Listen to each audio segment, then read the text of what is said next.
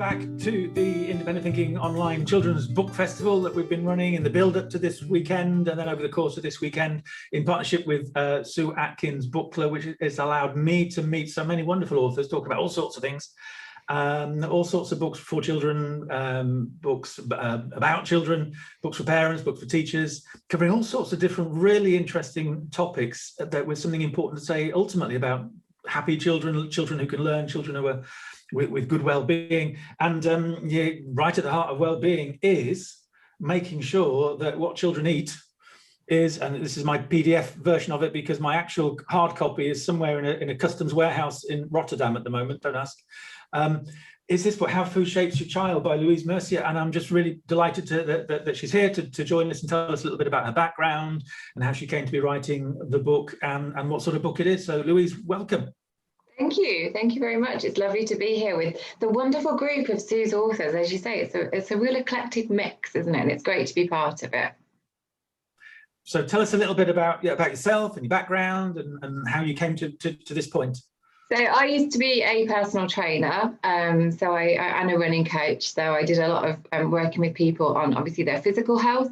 Nearly all of my clients didn't fully understand nutrition and the link between, they think they could just do some exercise and it would undo any damage that they do the rest of the time. You know, an hour a week and anything else is fair game.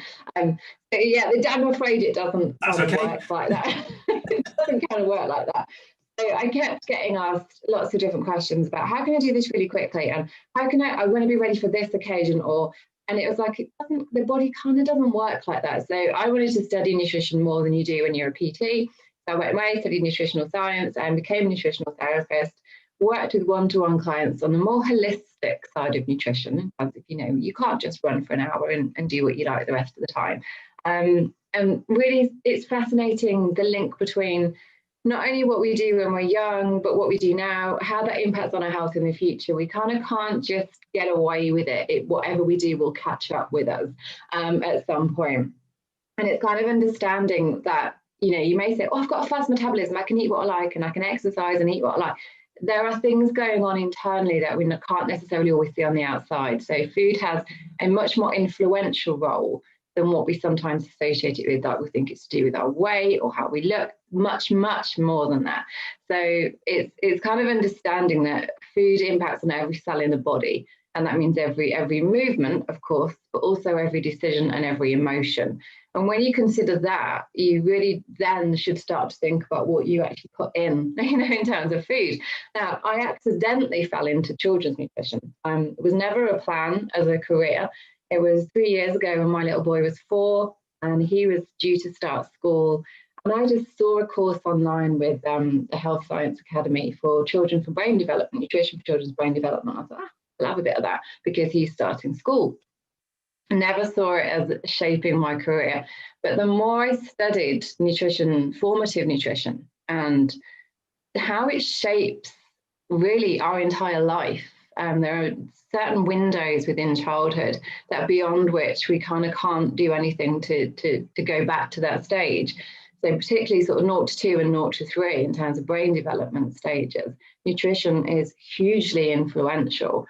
And sometimes we can't get the pathways and connections if they haven't been in place then. They're going to struggle for the rest of the time to kind of be catching up. And so the more I sort of studied that, the more fascinating it became. And as soon as I'd finished the course and passed the course, day of the class, the last exam, I thought, I'm going to write a book. As I sat down with a load of post-it notes and I was like, brain, veggies, health, science. And I just had this chaos in the office for 6 weeks. And at the end of 6 weeks, I had a book.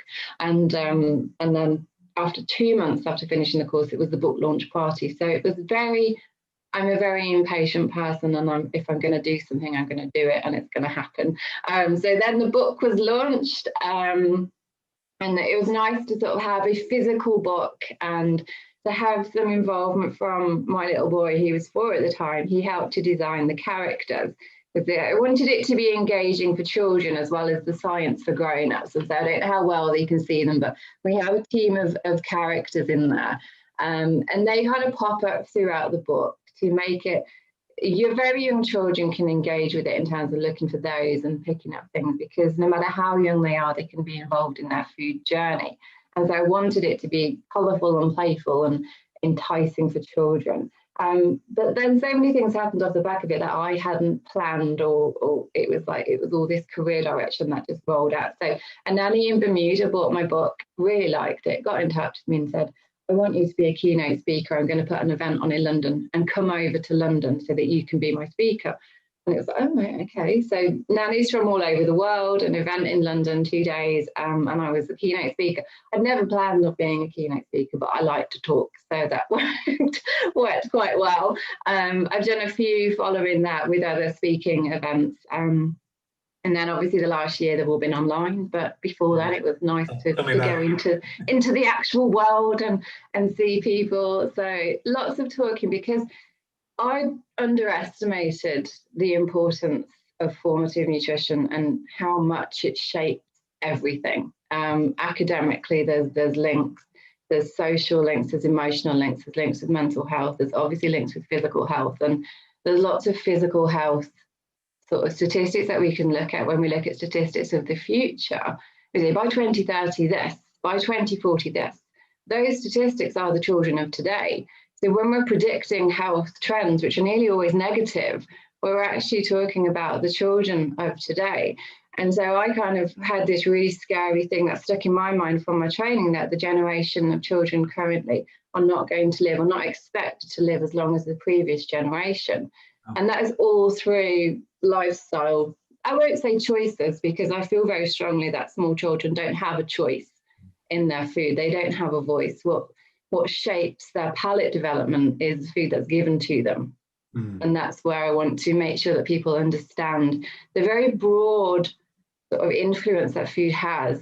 We're not just filling a child up, we're shaping a child, hence the title of the book, How Food Shapes Your Child. There are societal issues as well. I know one of the books we wrote is called The Working Class, and it's looked at what goes on.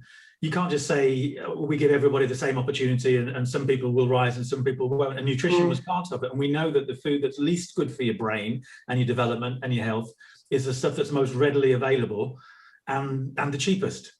And unfortunately, with time and money or both, that's what you're going to do. That's what you're going to do. And you talk about formative nutrition. I want to come back to that, because it's so important, especially if we're working with teachers as well, and we look at school dinners. Lunchbox, I made a note of that. But I just want to know, just from what you said right at the very beginning, just very quickly, how you make sure you are not known as Miss Party Pooper and Miss Spoil Sport, because what you're saying is you need to actually bear in mind, think about what you eat, as opposed to eat what you like and then go for a run, which I must say is more my approach to to things. How do you spin it into a positive? And certainly your book, even though I've only got the PDF version of it currently, it's so beautifully put together. The colors, the pictures, the typography, everything is it's a really positive book. It's not a mustn't sort of book. So no. How do you achieve that balance? That's a really good point, because nutrition in the media is often, it's very contradictory, and it's often very sort of scaremongering, and it also has a real culture of blame. Especially around obesity. And I still work with grown-ups. I'm not solely down the road of early years, and I still work with grown-ups, and the hang-up they have about how they're made to feel about what they eat and their health and their weight, because of how nutrition and food is portrayed in the media. And it often can feel, as a nutrition person, that people are scared of you or don't want to engage with you because they think you're going to be quite preachy, they think you're going to be judgy, they think you're, holier than thou with your own approach to food. And first thing I always say to people when I do webinars or talks or writing is that actually we need to remove all elements of blame on the individual. Because if we look at the food landscape changes in the last 40 years, and the gradual increase and progressive increase, so that nobody's really noticed the significant change in the food industry. And at the same time, there's been a parallel significant but very slow decline in health. Now, if we suddenly went, as was in the programme on BBC One recently about ultra-processed foods, if we suddenly switched to an 80% ultra-processed food diet, as was the doctor in the programme, we would feel all of those things in an accelerated time period, and we would feel rubbish. But because they've been drip-fed into society over the last however many, 4 decades, we haven't noticed. We've just been feeling more rubbish. People just accept that they feel a bit, well, of course I ache, of course I'm tired, of course, I'm busy, that's just how you feel. People accept that and they live with that because the changes have been so drastic. So my approach is very much let's not blame ourselves because we are not making these choices. These choices are being made for us.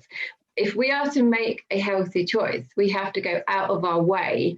Whereas the other options are all the things that are readily available. So, of course, if you're hungry, if you're tired, if you're stressed, which are all drivers for hedonic hunger, which is normally when you're in a shop, you're driven by that rather than physiological hunger, you're going to go for what's available. It's very few people that would go past all of that and find the dried apricots. They would not do that because everything is available to us. And that's for many reasons, the huge problem. We obviously have the health and wealth divide, and that is growing because convenient food, as in we're just in a hurry, we just need to get something, 3 times more expensive to buy something healthy than something that is not healthy. Obviously, you can buy things healthy, but you have to pack them, prepare them, do things with them, cook them, and then it's cheaper. But we're in a hurry and we're not necessarily understanding what to do with pulses and things, when we're in a hurry. They don't look appealing. They can be, but they don't look it on the shelves, and that's a huge problem. But I don't see a massive step change in industry. One of my roles, because I have many, I'm a food judge for the Nourish Awards, and I have been for 3 years. And this year we launched the Children's Awards, and I did a talk at the Do last year virtually, of course, to food manufacturers, a plea to food manufacturers to make a change, because unless the big names do, the only ones that are doing it, and there's many of them and they're wonderful, and I spent a lovely day judging them this week, but they are small producers, they are expensive, they are a premium price, and the only people that will buy them will be the ones who are already making conscious health decisions and can afford to. Unfortunately, that is just going to mean the health and wealth divide gets even bigger. What about school dinners then, school lunches? I know that was all the thing when Jamie did his thing and we got rid of turkey twizzlers, which I quite like them, but no. So do you see changes there? Are schools and in primary, not in secondary? And I think primary, certainly where I am, I know the menus, and in the district that I'm in, I know it's where the meat comes from, where the veg comes from, the bread is made. There are some anomalies and things that people assume are healthy, like yogurts, and that really annoys me. So there are still things in there that would cause me to grimace. But on the whole, the basics of meat, veg, and sort of carbs, they're not overly processed. That's as food should be. So that's considering this may be some children's main meal of the day and potentially only meal of the day in some areas. That is for primary, I think a lot better than it was 20 years ago. But secondary, and I luckily don't have a child in secondary yet, but then it's kind of more freezer rubbish, I would describe it as, the sort of beige trays of things. And of course, at that age, they're independent with their decisions and their food purchasing. So there's peer pressure. You don't want to be the one having kale and falafel when everyone else is having chips. So, it's harder, I think, for secondary, but I can't speak for all districts with primary, but I do think Jamie had a big role to play in making some improvements there. The falafel bullying, I can see it now. Yeah.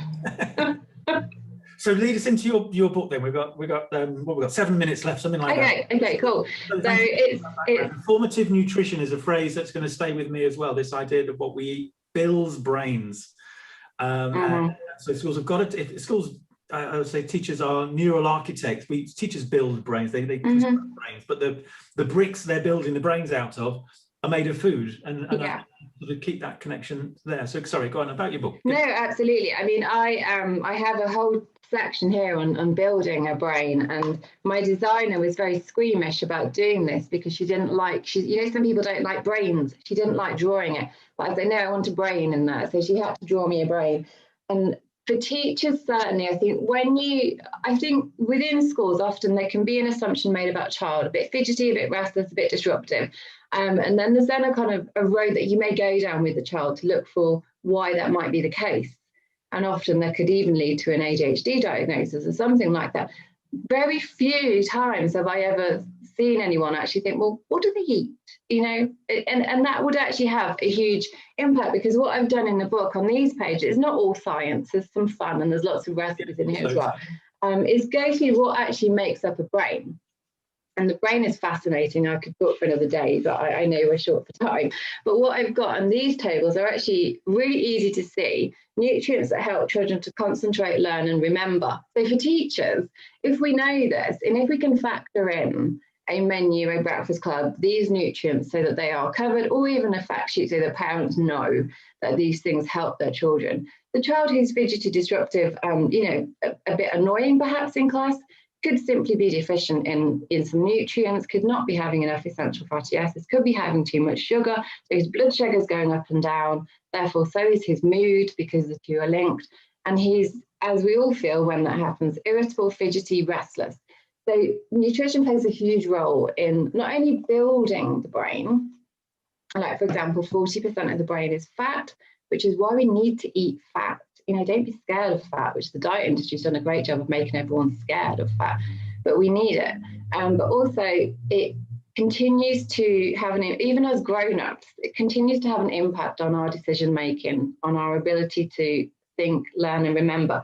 And if we consider a child who is missing something in their diet, is deficient in, say, iodine, is deficient in essential fatty acids, it has an automatic impact on their ability to learn, concentrate, and remember. So they get switched off because they're struggling. They may get fidgety and disruptive because they're disengaged, because it sounds simple, but they're just not doing this. And that's what nutrition does. It helps things to join, it helps connections to be formed, it helps the pathways to be formed.